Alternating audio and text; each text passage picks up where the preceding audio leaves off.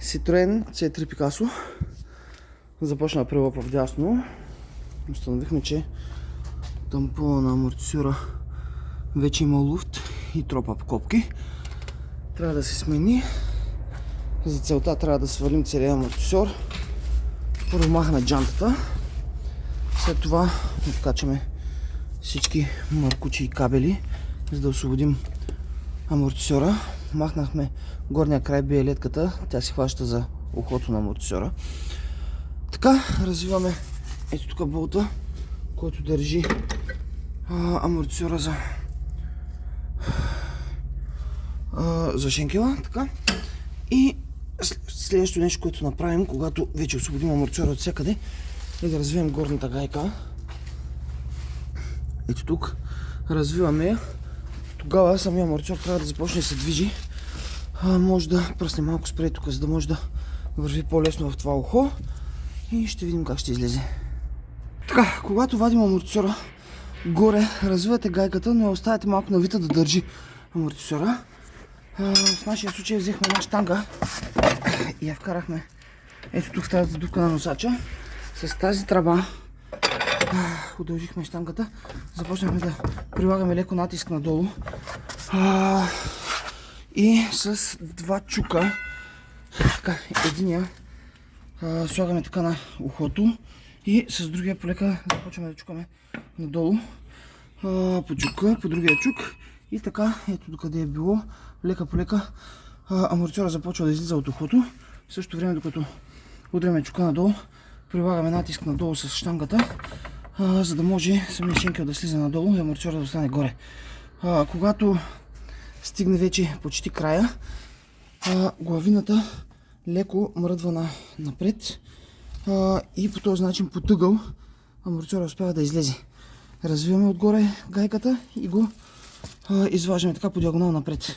Слагаме по същия начин, завираме го нагоре и така пак с насочване на главината на ухото напред.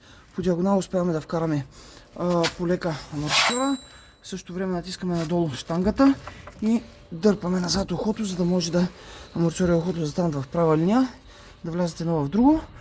Слагаме гайката отгоре и сега ще вземем един крик, който да надигнем леко на диска, за да може амортисьора да се вдигне нагоре, да сложим ето този малък тампон, гайката, стягаме я и след това леко с причукване по ухото амортисьора трябва да влезе на мястото си.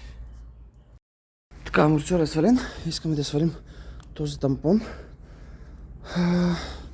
Първо трябва с подобни скоби на тези да стиснем пружината, за да може да освободим горната част и развиваме ето тази гайка, за да можем да извадим тампона.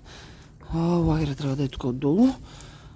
Сега тази извивка, доколкото виждам, до сега не сме развали на тази кола това нещо. Тази извивка трябва да сочи ето тази пъпка тук. Пружината се ляга долу на легло, горе също, където завършва пружината. Къде сме? Си има къде да застане там в края. Така че единствено трябва да съобразите тази част с тази част да води, когато стегнете всичко. След това отпускате полека скобите и си застава пак в нормално положение. Когато извадите амортисьора, гледайте хубаво тук къде минава маркуча и спряшния маркуч и кабела. Това трябва да е за ABS-а, за да може да станат после така, да вкарате амортисьора и да не се налага после да откачате нещо, за да го прикарате по правилния път. Така нашите бяха ето така. След това ще вкараме директно тук амортисьора и ще си запазим същия път на маркуча и на кабела.